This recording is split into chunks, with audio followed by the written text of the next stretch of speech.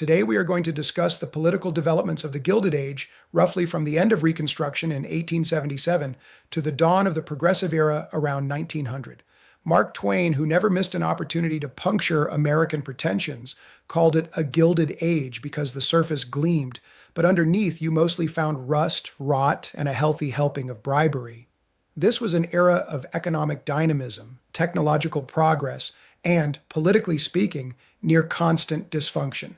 The nation was richer than ever, more industrialized than ever, and more politically corrupt than ever. We had booming cities, booming railroads, booming banks, and political machines booming right alongside them, skimming profits like foam off a badly poured beer. Today, I want to focus on four major political themes. 1. Monetary policy, gold, silver, and the great American tradition of fighting about money. 2. Veterans' pensions, how gratitude slid into graft 3. Urban political corruption, machine politics at its finest or worst 4. Civil service reform, well-intentioned, overdue, and maddeningly incomplete. And anchoring this chaos, we will look closely at two men, James A. Garfield, who tried to reform Washington and paid for it with his life, and Grover Cleveland, perhaps the only Gilded Age president who genuinely believed the government should not be a spoil system designed to pay off one's political cronies. Let us begin, as Americans so often do, by fighting over money. The Gilded Age was haunted by the question, what should back the American dollar? After the Civil War, the nation technically operated on a gold standard, but there were complications. During the war, the government had issued greenbacks, paper money not backed by gold or silver. Farmers, debtors, and inflation-friendly politicians loved them. Bankers, creditors, and anyone who had lent money at fixed rates hated them. Thus emerged a debate so emotional it could make modern cable news look restrained. Hard money advocates wanted gold-backed currency, stable, conservative, predictable. Soft money advocates wanted more paper money or silver to inflate prices and ease debt burdens. The political result? Endless bickering. Congress passed the Coinage Act of 1873, quietly eliminating the silver dollar. Critics later dubbed it the Crime of 73, proving that Americans have always been suspicious when Congress passes something quietly. This led to the Bland-Allison Act, 1878, forcing limited silver purchases, the Sherman Silver Purchase Act, 1890, forcing even more. Each attempt satisfied no one and destabilized everything.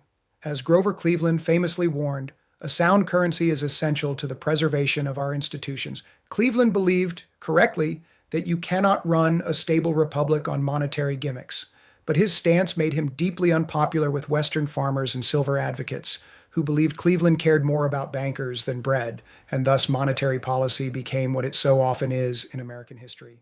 A moral argument disguised as an economic one.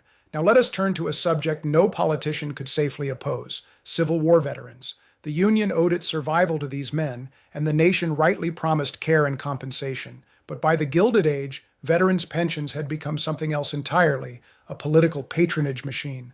The Grand Army of the Republic, GAR, a powerful Union veterans organization, became one of the most effective lobbying groups in American history.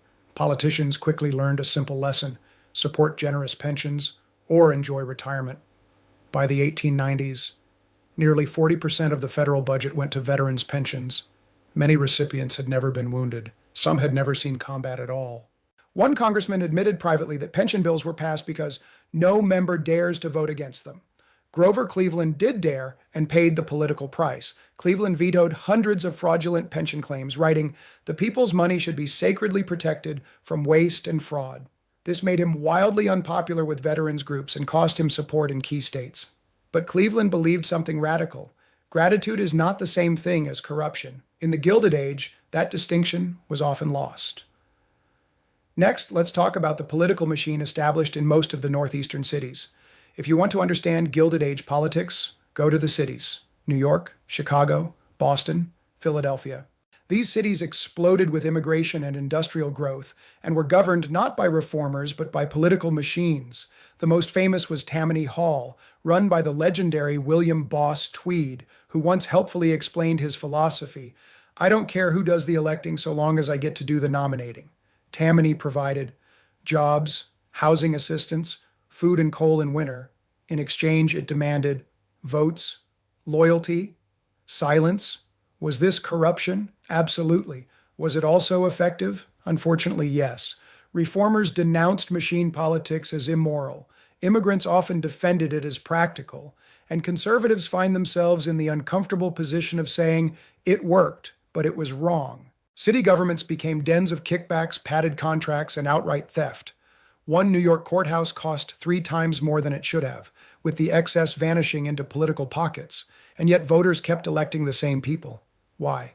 Because the machines understood something reformers often forgot. People vote with their stomachs before they vote with their consciences. All of this corruption rested on one foundation: the spoils system. Government jobs were handed out not for merit, but for loyalty. The phrase came from Senator William Marcy, who proudly declared, "To the victor belong the spoils." By the late 19th century, federal offices were filled with incompetence, cronyism, political hacks. Enter James A. Garfield. Garfield was intelligent, reform-minded, and deeply uncomfortable with the spoils system. He tried to resist pressure to hand out jobs as political favors. And in 1881, he was assassinated by a disgruntled office seeker who declared, "I am a stalwart and Arthur is now president." Ladies and gentlemen, that is not merely a crime, it is a political diagnosis. Garfield's death shocked the nation and finally forced Congress to act. The result was the Pendleton Civil Service Act of 1883, which established competitive exams and protected certain jobs from political interference. It was a good law. It was also limited. Only about 10% of federal jobs were initially covered. Presidents expanded it slowly, sometimes cynically, often reluctantly. Reform had arrived, but on crutches. So this brings us back to Grover Cleveland, the first man in American history elected to 2 non-consecutive terms, which tells you something about both his persistence and the chaos of the era. Cleveland opposed excessive pensions, supported civil service reform, fought tariff inflation, defended the gold standard. He believed government should be honest, limited, and boring, which is perhaps why he struggled politically. Cleveland once said, "Public office is a public trust." In the Gilded Age, this was considered a controversial statement. He angered veterans, labor activists, silver supporters, political bosses. But he represented a vision of conservative governance rooted not in favoritism, but in principle. And yet, even Cleveland could not fully defeat corruption. The system was bigger than any one man. So what do we learn from Gilded Age politics? We learn that economic growth does not guarantee political virtue. Reform is slow, frustrating, and incomplete. Corruption thrives when government power expands faster than accountability. The Gilded Age reminds us that democracy and good governance does not fail all at once.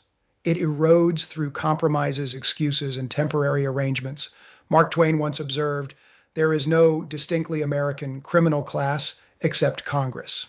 Now that may be unfair, but in the Gilded Age, it was uncomfortably close to the truth. Thank you. And remember, the past does not repeat itself, but it does vote early and often.